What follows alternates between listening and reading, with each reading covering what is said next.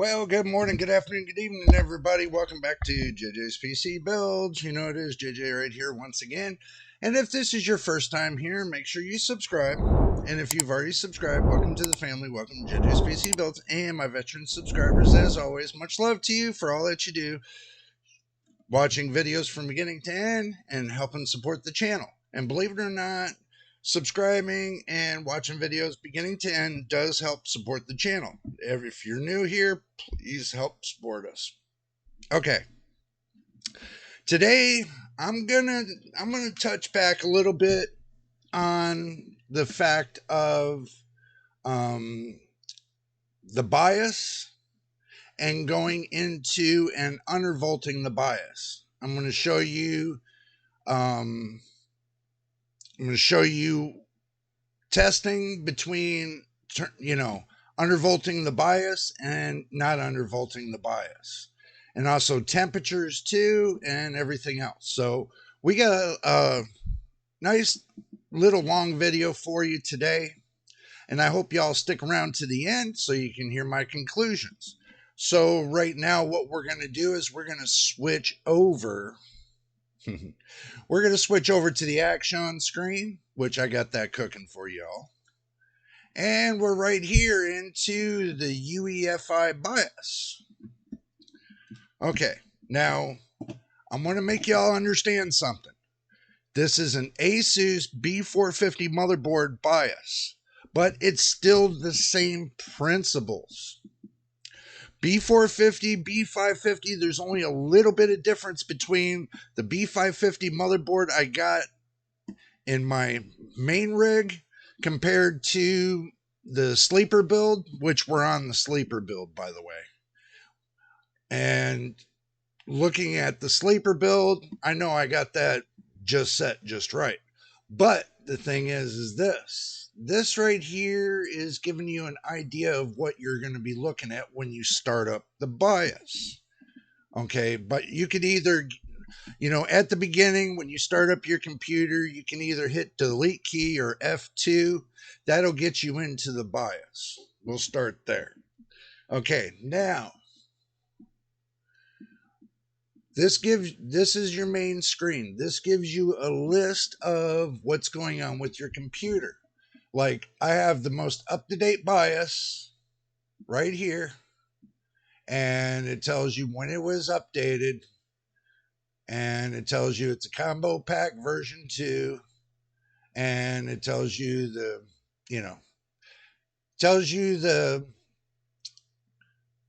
processor I'm using. Okay, it tells you that the minimal speed is at 3,900 megahertz. Now, I'm going to make this clear. I'm going to make this real clear to everybody. This is set on auto. I set this on auto for a reason, because when I play games and everything else, it boosts itself up to the max. Other than me setting the processor to the max, I'd rather not. But when we get there, we'll show you. I got 16 gigs of DDR4 RAM at 3,200 megahertz. Yes, it's in English, and yes, it's today's date. And yes, I'm the administrator, and so on. Okay, now that we've seen all that, and yes, I did. Usually when you start up in your BIOS, it starts up like this. This is how you start up in your BIOS. Okay, plain put. Okay, now the Q fan control, I got 2 fans on this. I got 1 fan running at 3,100, and this one that's running high. This one is for the processor. This one here, no, wait a minute. My bad. This one here is for the processor. This one here is for the exhaust fan. So I got 2 fans only running on this computer right now until I decide which way I want to go about this. So I did it like that. Yes, I got 2 hard drives in here. I got a 500.1 gigabyte hard drive in here, and I got a 1 terabyte hard drive. So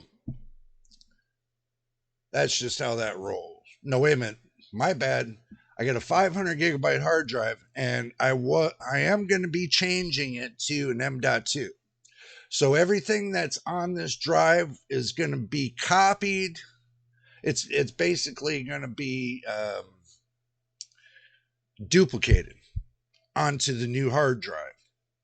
So when that happens and everything that's on this drive gets duplicated onto an M.2 drive, then and the regular main hard drive is just going to be wiped clean. And I got Windows 11 on the M.2. So that'll take care of that. And yes, this is running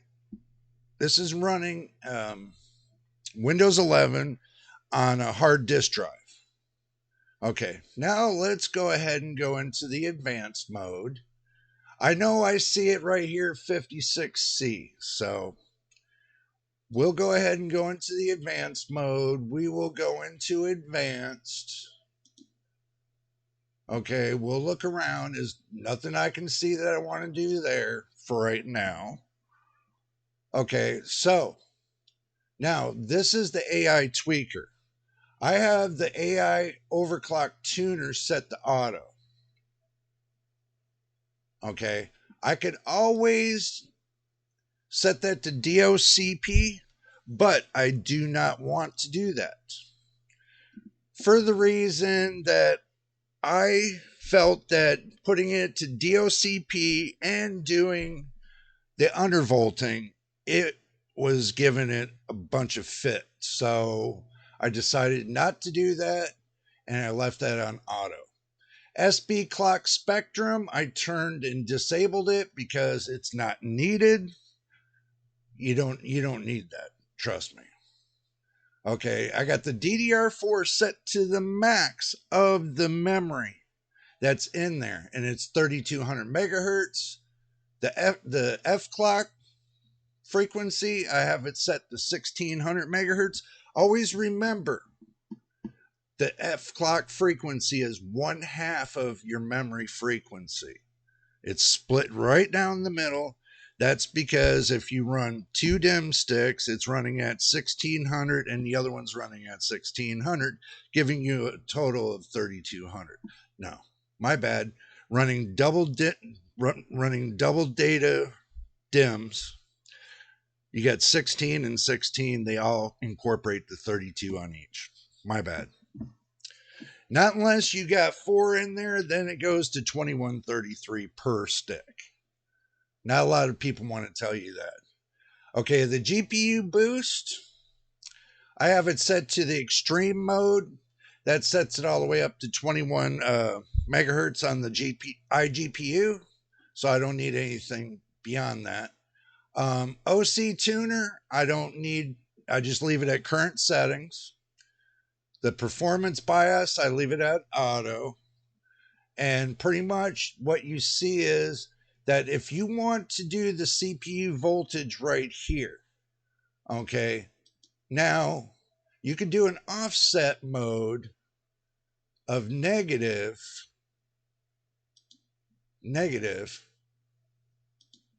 okay. You could do a 1.1 or 0.1250 if it does it. Oh, wrong one. My bad. I got to remember I got 2 keyboards. 0.1250. Hit enter. Okay. Now I gave that a negative offset. Even though that I got the PVO curve enabled, I did a negative offset of 1250. This way it'll take and it'll lower, it'll go downwards instead of going upwards, and it'll save you on the heat and temperature. You'll see when we go into Windows what it does. Okay, so basically it tells you right here, you got a little chart. The minimal is 0.00625 volt. on the offset. Your standard is 1.350 by the CPU, increments of 0.00625 volts. Okay. Now you can raise or lower it, but they tell you not to go over 1.71875 volts. Now we're not doing that. We're taking 625, okay, 0.00625. What we're going to do is we're going to be taking and we're going to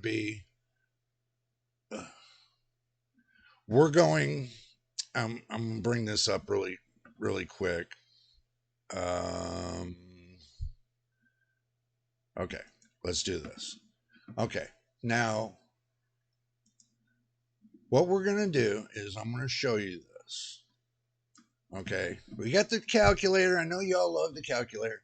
So we take 0.00625 times that by 2 gives your negative offset voltage. We times it by 2. Okay, so this is where you get the negative offset voltage. Okay, so this would be the number that you would need. So I might have did that wrong. My bad. Okay, so right here,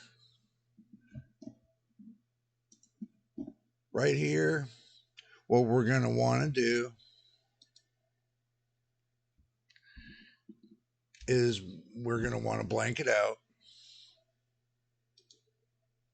We're going to want to do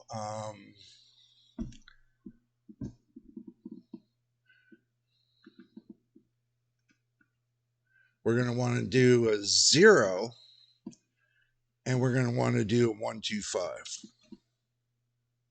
and hit enter. There we go. That's a lot better. It was my bad. I kind of forgot there was a 0 there, but now you all know that's what I did. I took what it says right here, the minimal 0.00625, times that by 2, giving it a negative offset of 0.01250. Now that right there should keep the temperature on your CPU stable, and also to give you an overclocking. Now, as far as going to the Q fan control, okay, now I got that one set there. Now the CPU fan, there. So now that's set. Now, let's go on down the road. Let's go to the advanced.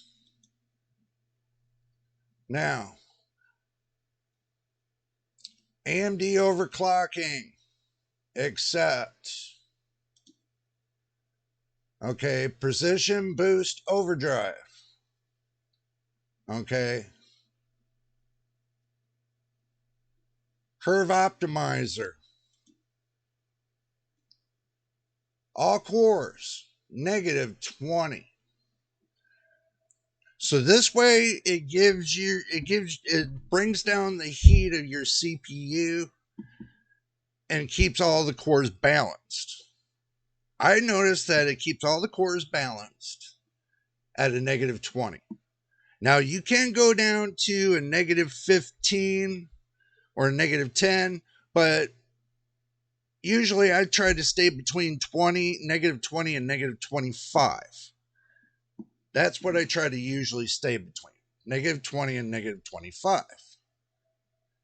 Now, once you have all that set into motion, let's go back again. And we know we got the PBO curve set. Now, the scalar's set on auto, and all your limits are here. Okay? All your limits are here. Your EDC, your TDC, your EDC limit A, your TDC limit A. Okay? We have everything limited. And then your PPT limit and, PBO limits are set on manual. And I set this to advanced. And that's how you get it all going on. So we can set the GFX curve optimizer if we want.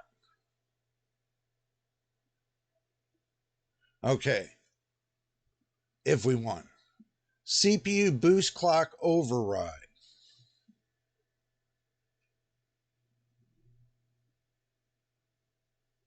As you can see how I got it set. And I set the thermal throttle to auto. Now let's go to the GFX curve optimizer.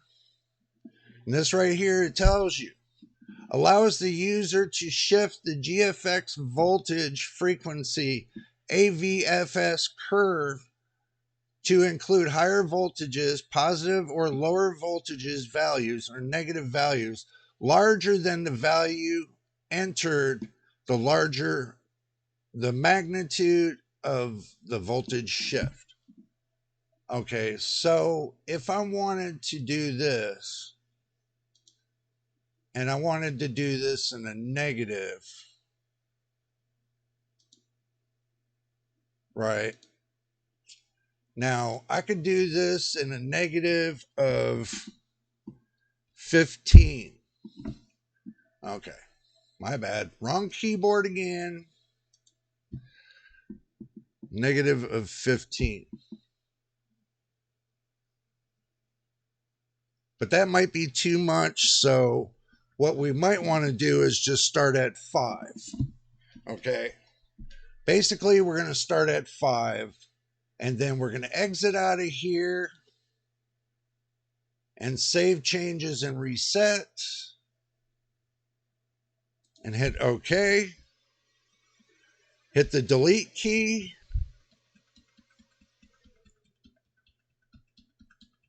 So we make sure that we go through again and make sure the changes are reset. Okay. So now that we did that, I want to see if it made any changes. Go to the easy mode, and it did. It dropped 3 degrees. Kind of 2 to 3 degrees off of the processor. The voltage is sitting at 1.4. That's where I got the problem. That's where I got the problem is the voltage is sitting way too high. And it shouldn't be setting at 1.4. It should be setting way lower than 1.4. Something changed. So let's see what changed. I got it set offsetted voltage. It should not be at 1.4.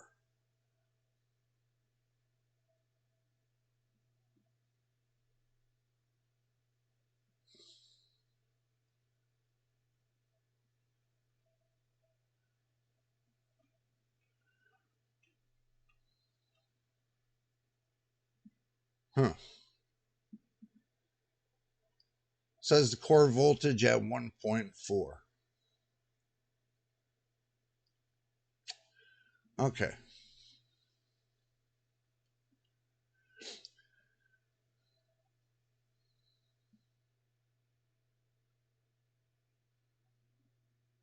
The reason why I'm highlighting this right here is because this is 1.8. As long as that doesn't have anything to do with, I don't think that has anything to do with what we're doing here. Okay. Negative offset voltage.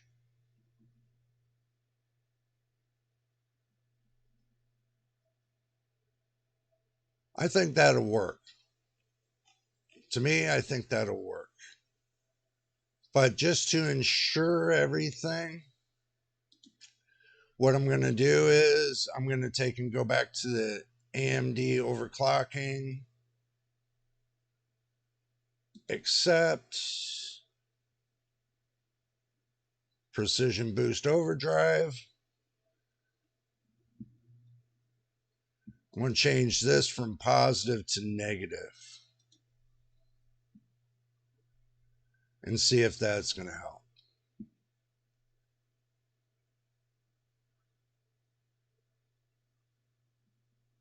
Let's see. Let's change that from positive to negative.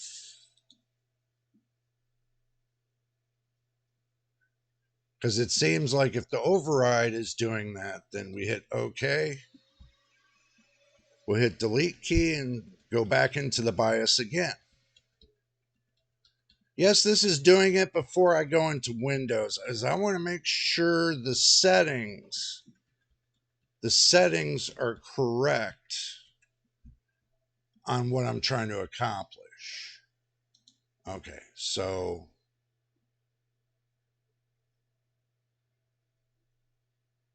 core voltage dropped. That's what I was looking for. This is what I was looking for. That was the problem. So go back to easy mode. And what I'm seeing right there, now look at the core voltage, 1.308 volts. Now the processor came down to 50C. Now I'm in the right direction. It seems the override was kicking in and allowing the voltage to go spike upwards. And that's what I didn't want. So now I brought the voltage down 1/100th of a volt. And that's where we need to be. So let's go into Windows and see what we get. Let's go into Windows and see what we get now. Hopefully with all this little stuff that you've seen me do, you'll understand that the reason why I'm doing this is because when you use a small air cooler, it kind of makes a little bit of a difference when you lower the voltage, because now you're lowering the temperatures, and that's pretty much what we're trying to accomplish, lower the temperatures. But do you understand, what we really want is, we don't really want the CPU to do most of the work, which it's really not going to be. We want the GPU to do most of the work. That's where it should be, to where it's, given its 100%. Now we're kind of lowering the limit of bottlenecking. So by doing it this way, I'm assured that, the bottlenecking will be minimized. I don't have a GPU plugged into it. I got an integrated graphics plugged into it. But even though, it should still keep the temperature down on the CPU while you use the GPU. It's a 65-watt processor. And the most I've ever got it up to is 85 watts. But now this should keep it right streamlined the way I want it to do. I shouldn't see it heat up. That's what I shouldn't see. Now, if you want to go back and see the changes that I've made, you can go back and see the changes that I've made. because after I get done testing this with Cinebench, I'm going to go back and I'm going to turn it all off. I'm going to put it all back to auto, and I'm going to let the computer decide. I'm going to let that decide itself where it wants to be. So now what we're going to do is we're going to take and we're going to run Cinebench. Hopefully it's the right one. Because that 2024 Cinebench, I got my reservations on that. So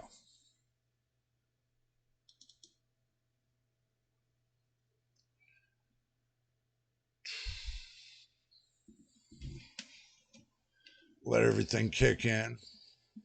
I might open up Cinebench twice. So,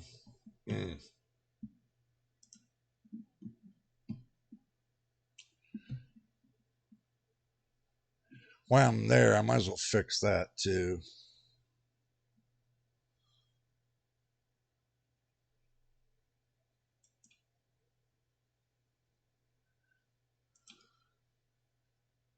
There we go.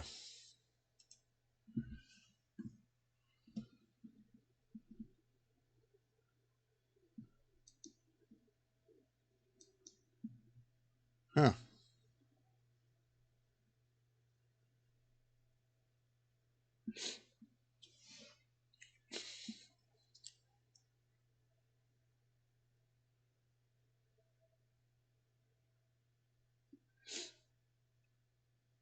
Loading is a little bit slow on this.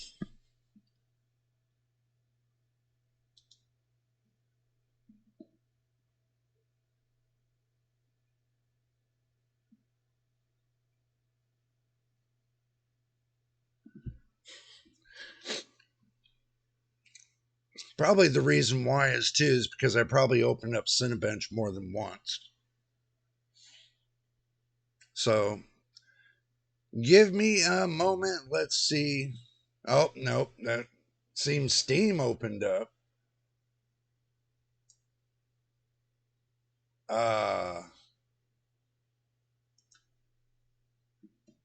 Let's go ahead and just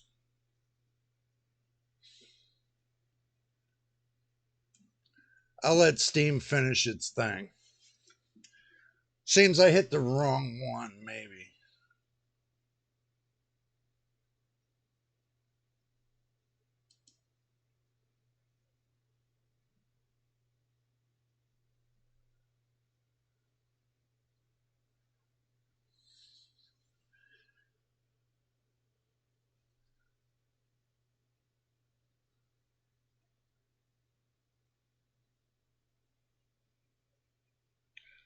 Alrighty.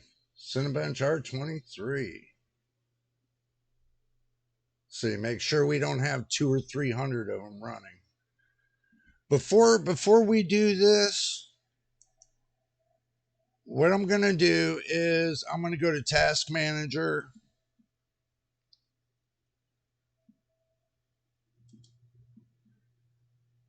And the reason why I'm going to Task Manager is because I'm going to make sure that we don't have anything that's shouldn't be running that's in the background.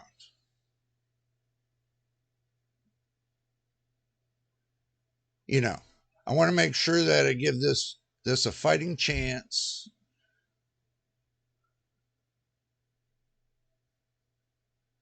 Make sure that, you know, I don't have anything that's funky in the background.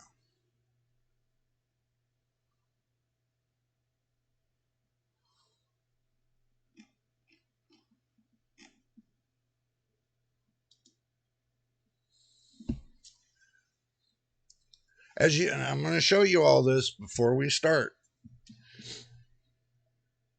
We are running the Ryzen 5 5600G. And the memory, we are using 16 gigs of memory. And I am using a regular hard disk drive. Oh, whoa. That shouldn't be there, but let's see. This is where we need to be. Okay. This is a regular hard disk drive.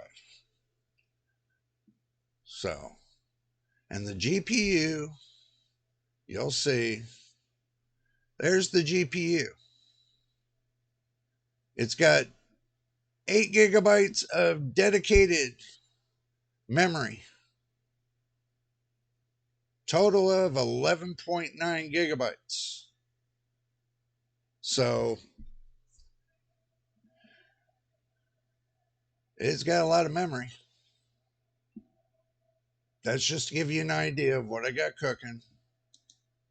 I know I don't do anything, I do things differently than everybody else, but let's go ahead and run the multi-core test. We didn't turn that off. We'll run the multi-core test.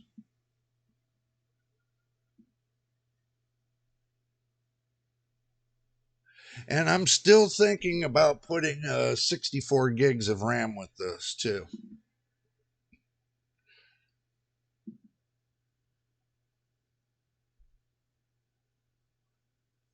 So, as you can see, it takes off in the beginning like that. That's pretty good. That is real good.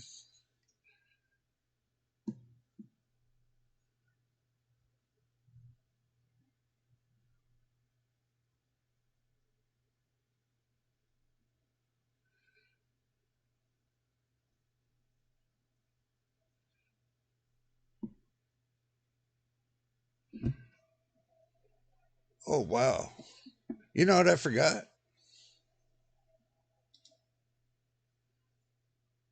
I forgot to turn on HW info.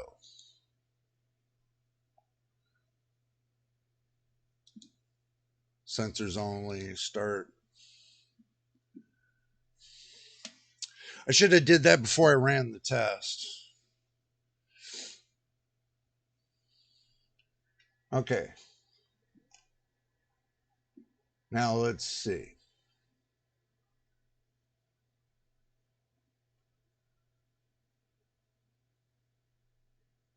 So the CPU is at 72.6.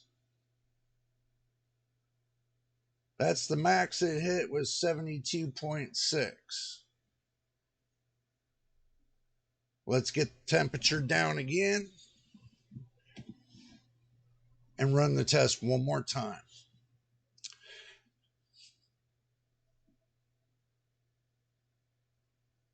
Look at that score. Look at the score. 10,154. Look at this.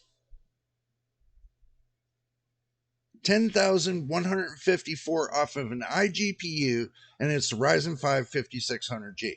Now I know some people they get, you know, with their system and them running a discrete graphics card, they get like 18,000 and something, you know. Okay, that's a different story. But here, this is just the processor alone. This is the sick part of it. And from what I see, is 10,154 is really good as far as I'm concerned. Okay, everything's gotten down to normal temperatures, which is 39. 39C was the normal temperature in the BIOS. So let's go ahead and start the test again.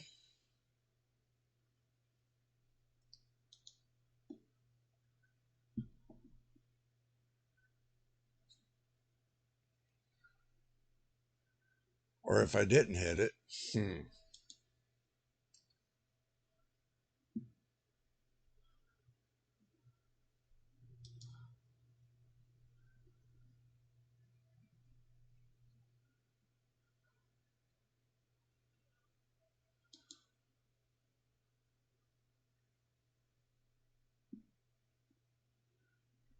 There we go.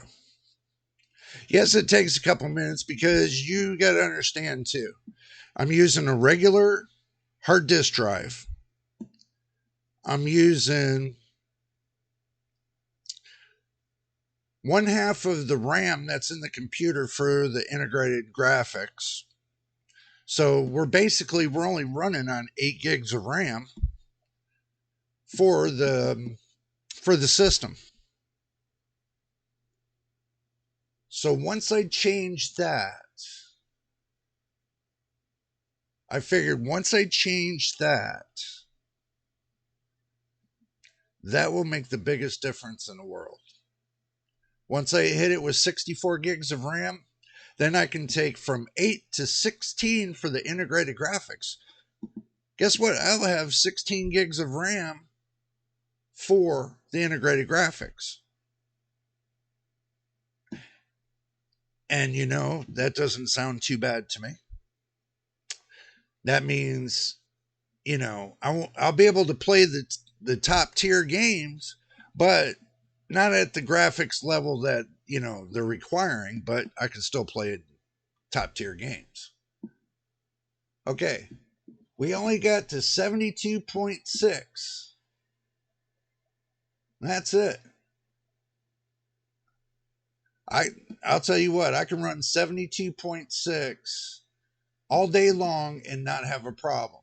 And they say the average is around 56. See? I don't see a problem with this. Let's do one better. Let's go ahead and get out of Cinebench. Let's get out of Cinebench.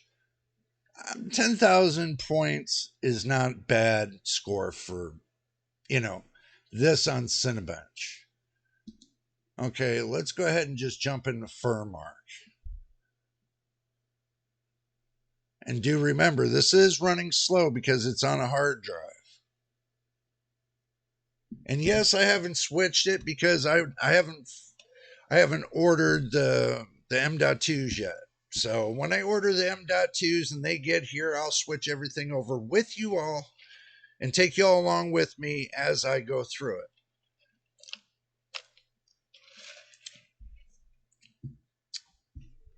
On a sleeper build with a DVD player, I already got Furmark. We're going to go ahead and run an 800 by 600 resolution test. And we're going to run it as a stress test.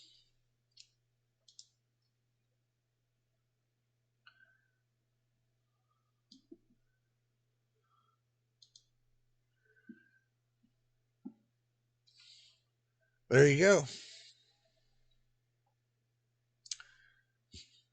There's your stress test.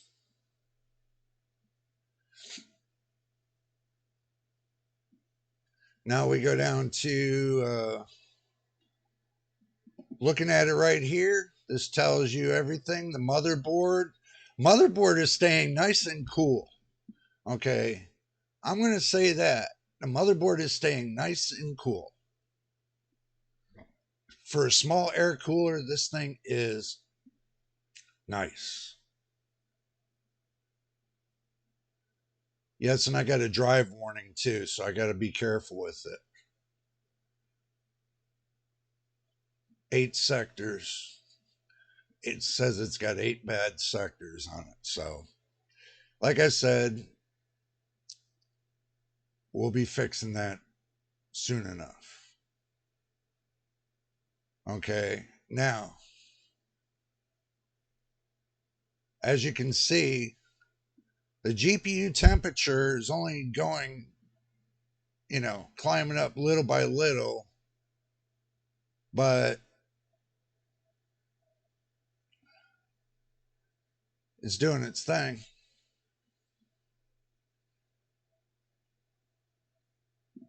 I think it's impressive. 5600G is, to me, is very impressive, just as it is. I mean,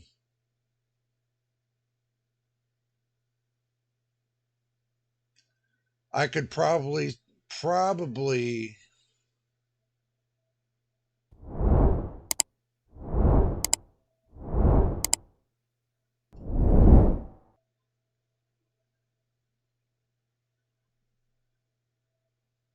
Yeah. I mean, a negative offsetted the APU or the GFX. So, and it seems to be working just fine. Working just fine. See, here's the VC DDR, the GFX. It's at 1.185. That's not too bad. And it's only pulling 71 watts. That's what I wanted to see.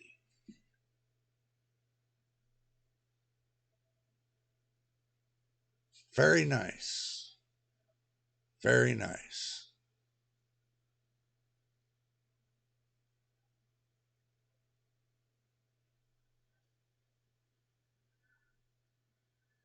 So I think I have a wiener here. I have a winner. Let's get out of this. Let's get out of this. Let's get out of this. I don't even think I need to. I don't even think I need to turn off the.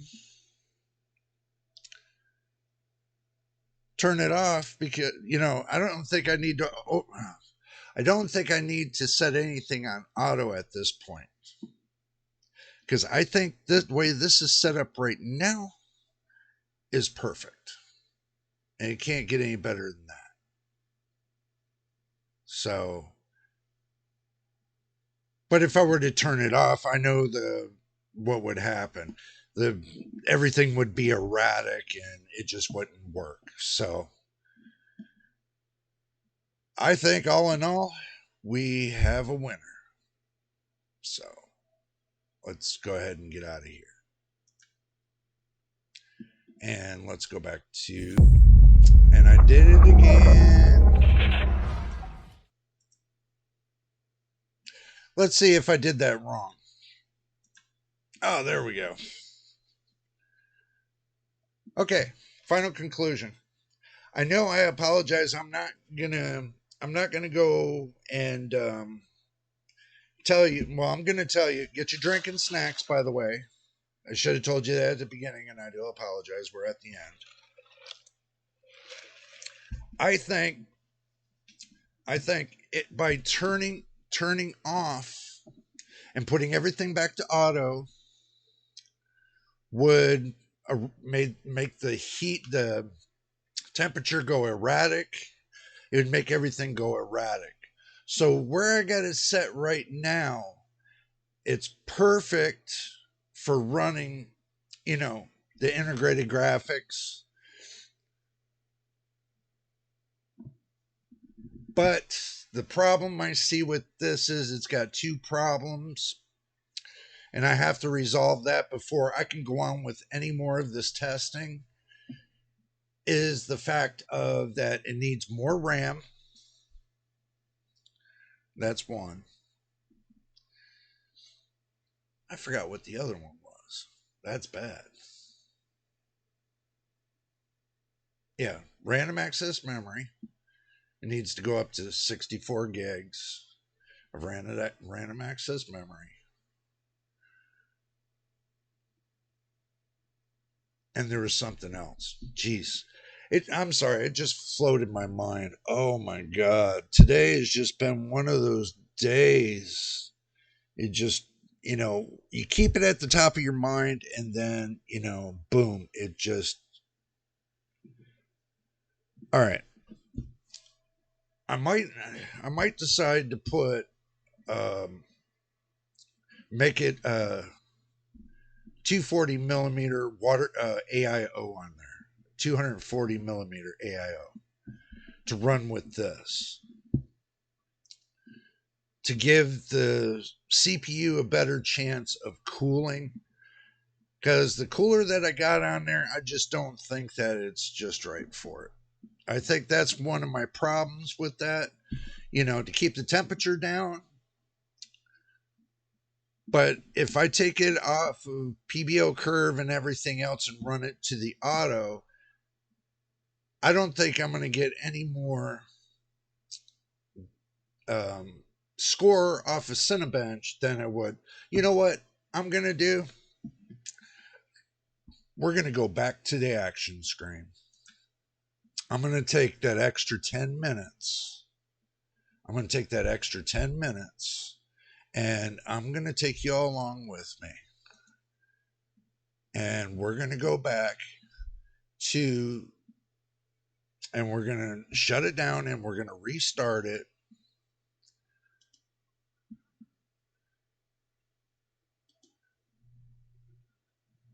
So we'll restart it.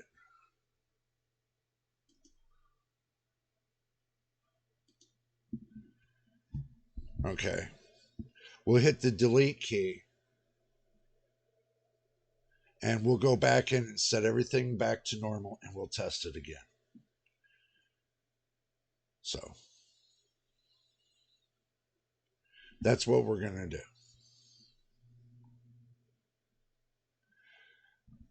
It's only fair that I show you what it does before and after on the same air cooler and everything else. I'm sitting there thinking to myself, you know, I have to make this right. I mean,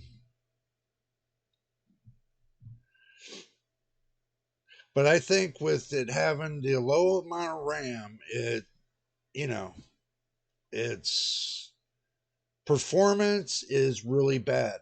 And also, too, not being on an M.2 drive is even worse. So the score that I get, you know, is reflecting on what I have in the PC now. So take that as it is. So that's what it was. It was the hard drive that was, I meant the hard drive to switch it to an M.2 SSD, you know. Plus the motherboard takes an M.2 SSD, 3.0x4. So I'm happy with the sleeper build. But there's only two things I need to change. And you know, I won't go, you know, get into this long bit of, you know, things, you know, it working really slow and everything else. That's just basically like the kind of system that you would have if you got a Windows 95 and you only had like 16 or 32 or 64 megs of RAM way back then to run Windows 95, which it required you to have 128 or greater, 128 megabytes of RAM or greater to run it. So, and then they came out with the 256 megs. Everybody fell apart. And when they said you could put 512 megs in a computer, everybody fell apart. And then when they said you could put a gig of RAM in your computer, everybody fell apart. Then when it went from 1 gig to like 4 gigs, everybody fell apart. And then, you know, and now look at us now. We're putting almost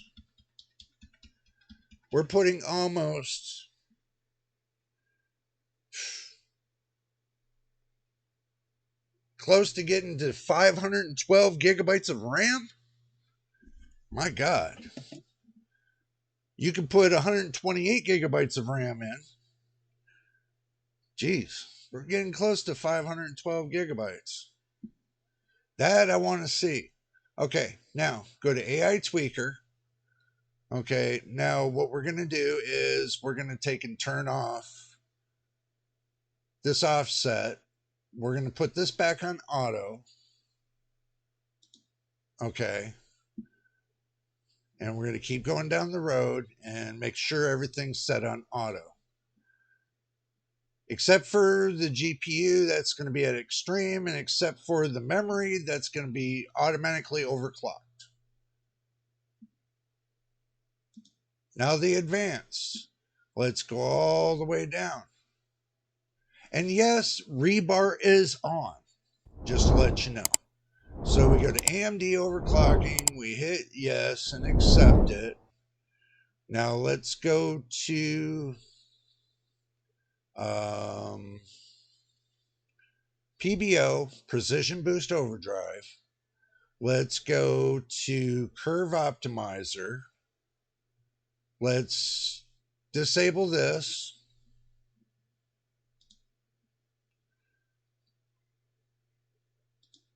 Go back.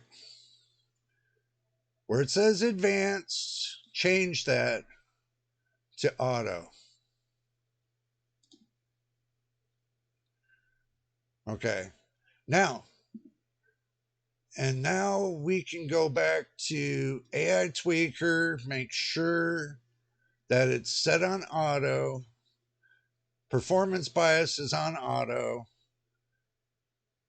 The voltage is on auto. And that's all we need to do. That's all I changed was the PBO curve and the GPU voltage. So save changes, exit, reset. It shows you right here what I did. And hit OK.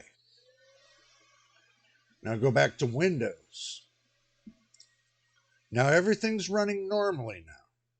This is how, when you get your system, usually everything's on auto. But the only thing I did differently was the memory. That's it. Just the memory. So that's the only thing. The memory and the GPU or the iGPU is the only two things I changed. My bad. So this is going to be a little long video because I'm showing you the before and after. I'm not splitting this up into two videos. This is all going to be one video. And I know y'all want me to stay around a 20-minute time frame, but it's not possible for the information that I got in my head that goes 20 minutes. So do understand that. Now we are going to sample the temperature at idle. We're going to show you the temperature at idle. And we're going to show you the temperature running Cinebench.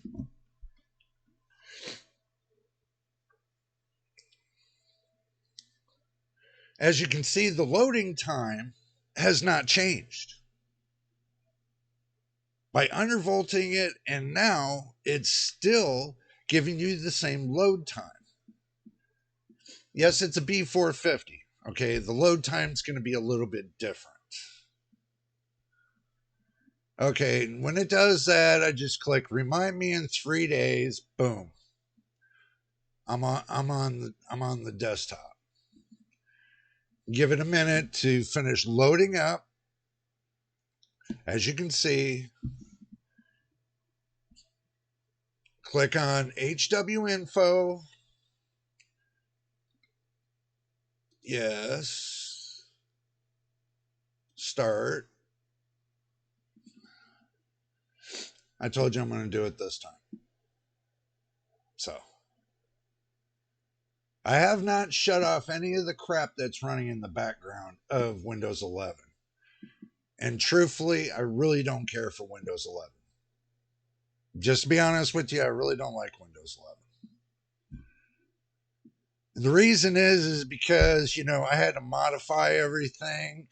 And I know it's a new operating system, but still. Okay. Now look at the difference. The CPU was at 39 degrees C. Well, let's wait for Steam to finish. I got to turn Steam off in the background. That's one thing that's probably running in the background. But still, I'm going to give it a minute to stabilize to see where it stabilizes at.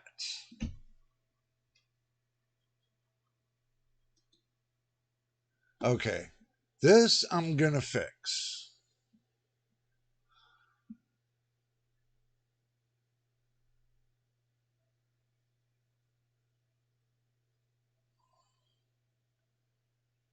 Ooh. Okay. So,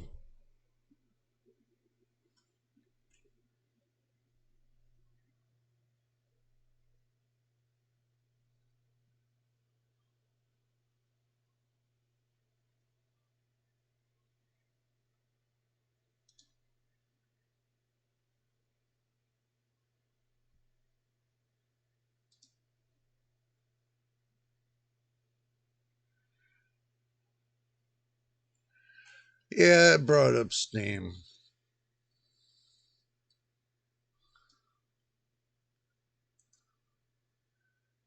Let's just exit Steam. Or better yet, let's go to settings first. Um,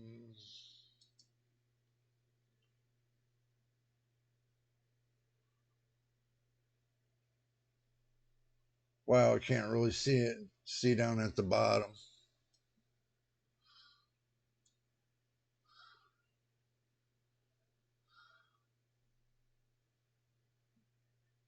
I'm gonna have to change the screen format. It's way too big.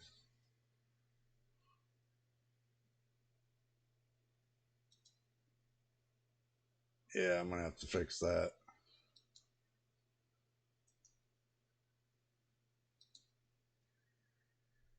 All right. Now that we got past that little moment, I'll be making sure that I get, let everything calm down to stabilize and see what happens. So, I hope this was kind of a learning lesson. I know it's kind of all over the place, and I do apologize for it to be all over the place, but I kind of do things in my own way, and I'm taking you all along the way I do things, the way I look at it, and it's kind of different the way everybody else looks at it because they focus on one spot, but they don't focus on it all. I jump around to focus on it all to see what all has to offer. And now, looking at the way I told you that, now that I look at the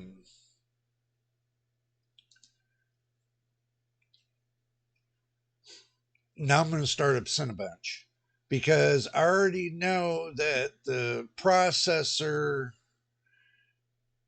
is going to be reaching its all-time low. So, but the score I got last time was the 10,000 score. Okay. Now I would imagine that was with Steam running in the background. So now Steam's turned off. Let's see what happens now.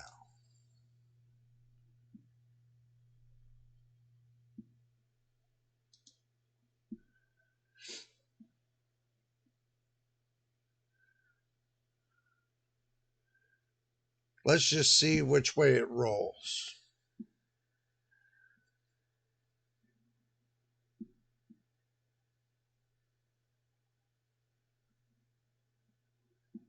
Wow.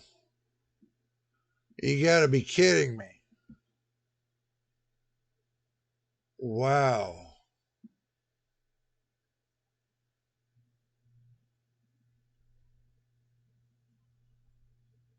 Test ain't over yet. We're in the 70s now. 71.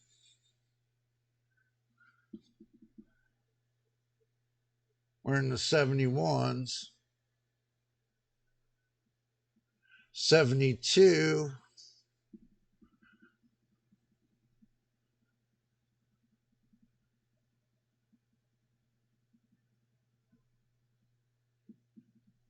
I'm waiting to see what this test gonna bring.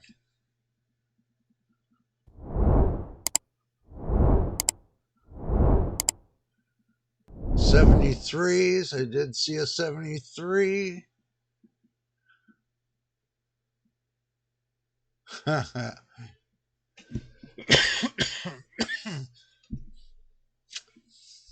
if you roll back through the first test, I think I got 100 points more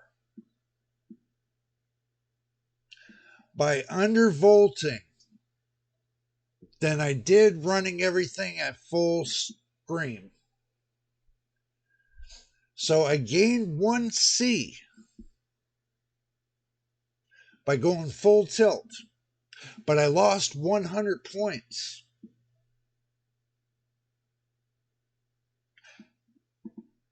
Wow. So even at full tilt, 73 degrees, I lost 100 points off of the score.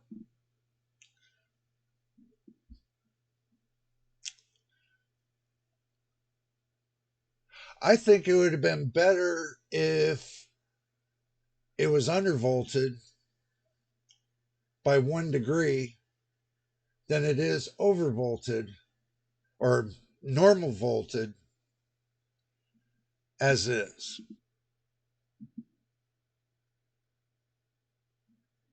And plus, with it being undervolted too, with it sitting idle, it doesn't sit at 50 degrees, it sits at 39. So you're not killing your processor. So, all right. Let me X out of this. I already got my answer. You all got your answer. Let's go ahead and turn this off and shut her down. So, we all got our answer. Okay. All right. Final conclusion. I was going to give you a conclusion before this test, but my conclusion now is that the way I'm looking at it, my bad. Let me move the microphone closer to me. The way I'm looking at it is this. We got a undervolt test and we have a normal test. Okay. From what I've seen, that on Cinebench, it lost 100 points and gained 1 degree Celsius. Y'all think that might not mean much, but in the long run, it does. But undervolting it kept it down at 39C at idle. And now it's staying over 50C, which would be over 141 degree Fahrenheit. About 141 degrees Fahrenheit. Running at idle. At normal. So 10 degree of difference. You want to keep, I like to keep my processors down between 98 degrees Fahrenheit to 101. This way, with them sitting idle, it's not killing them. When I upload videos to YouTube, it's not killing them. Because when I upload videos to YouTube, I'm only sitting at 101 degrees Fahrenheit on my main PC. And when I was using that motherboard to upload videos, it was only sitting at 101 degrees Fahrenheit, which would probably be about maybe 32, 33, or 34C, somewhere in there. I don't know. Somewhere in there. So the only thing that I've seen that was beneficial to undervolting is that it lowered the temperature at idle. It kept the temperature steady at full bore.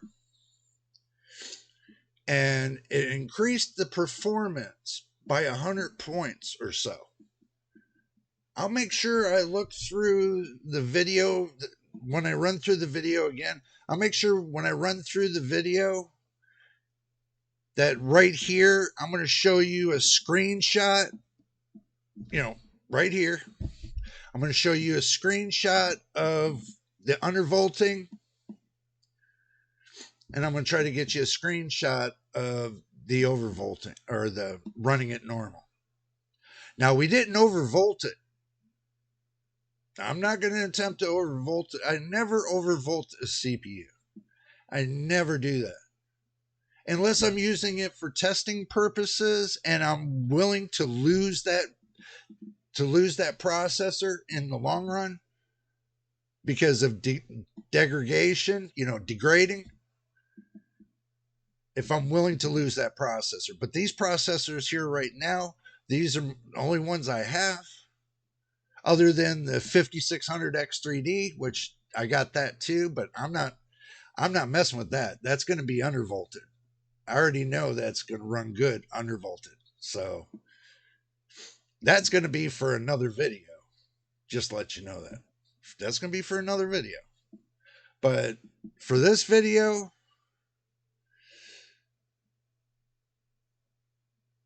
we'll get it, the way it should be. But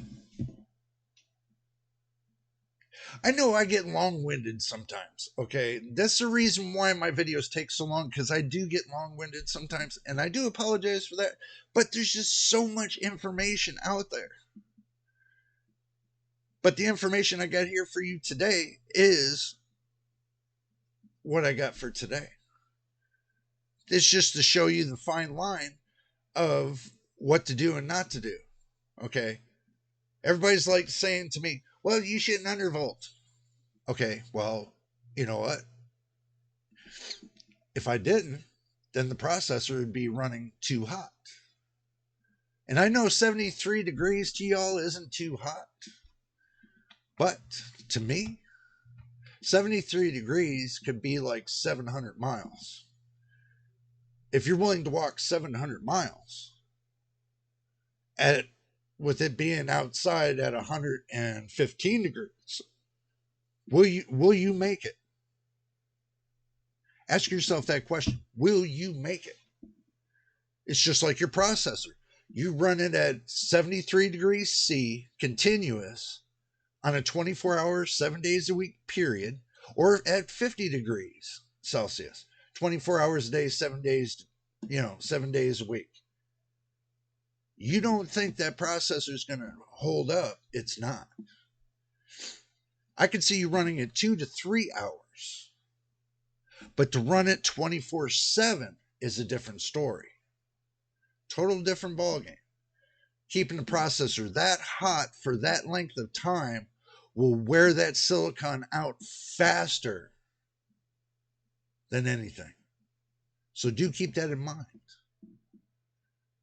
You want the processor to be as cool as you can get it. Cool as a cucumber. But to run it that hot for that length of time, I don't think so. You'll just be killing it. You'll wind up getting yourself another processor within the year or 2 years compared to getting 5 to 7 to 10 years off of that same processor. Look at the Xeon processors. Those are, workspace processors, for your servers. They run those for 20 years. Same way, every day, 7 days a week, for 20 years. Same power, same. And they lasted, and they're still on the market today. So think about that. These CPUs should last 10 to 20 years with no problem.